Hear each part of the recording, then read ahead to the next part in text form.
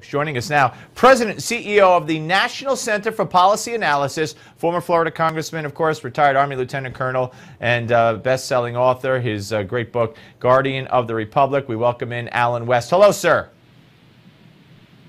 Good to be with you, Steve. Hopefully you guys can stay warm up there. Well, it's getting to be harder and harder. You know, all this global warming, it's not easy. But climate change. Yeah, climate whatever. Change. I know. That means anything that happens, it falls under that purview. Okay. You know, you wrote a great piece for the Washington Times, The Failing Legacy of the Great Society, talking about the toll that it's taken on Black America. And I started with that soundbite from James Comey, the head of the FBI, because I was shocked at what he had to say last week. How'd you react to that? Talking about how everybody's racist. Yeah, go ahead. Yeah, I think it's very important that we stop with the race baiting and the blaming everything on racism, and let's start to look at some of the policies and what they have done in the Black community, the decimation of the family, the lack of education opportunities, failing schools, and yet you don't hear any chiming in from the left about school choice, vouchers, or even charter schools. You know, Bill de Blasio went after the charter schools there in New York City, and it took single Black mothers there whose kids go to Success Academy in Harlem to speak up against him. So you look at the lack of small business entrepreneurship in the inner city, and of course it was Art Laffer and then Jack Kemp who came up with urban economic empowerment zones. And so there are things that can be done, but yet you don't hear those solutions coming from the voices of the Al Sharptons, the Jesse Jacksons, or any of the other race baiters out there.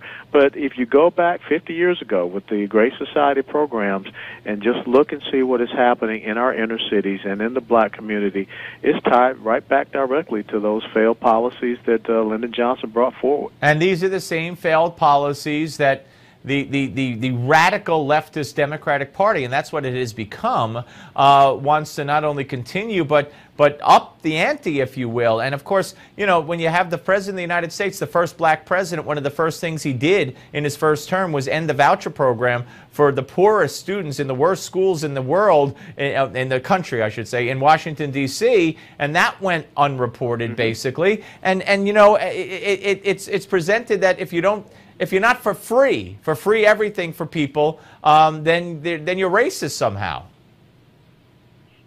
No, you're absolutely right. It was horribly underreported what he did in 2009, I believe in April of that year, when he canceled the D.C. school voucher program. But yet, where do his two daughters go to school? They go to the very exclusive Sidwell Friends. So what you see coming from the left, do as we say, not as we do.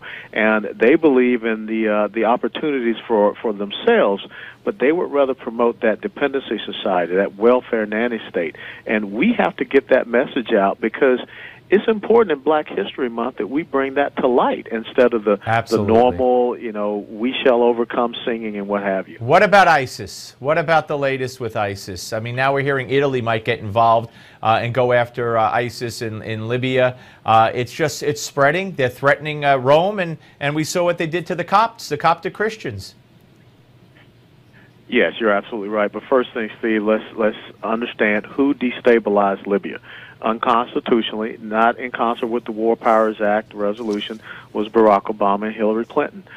We know from those tapes that the Pentagon has released that, you know, Gaddafi's son was more than willing to have a peaceful transition, but yet we turned Libya over to the militant Islamists, and now it's a feeding ground for ISIS.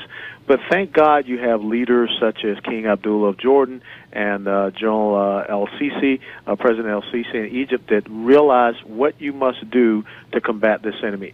No words, no speeches.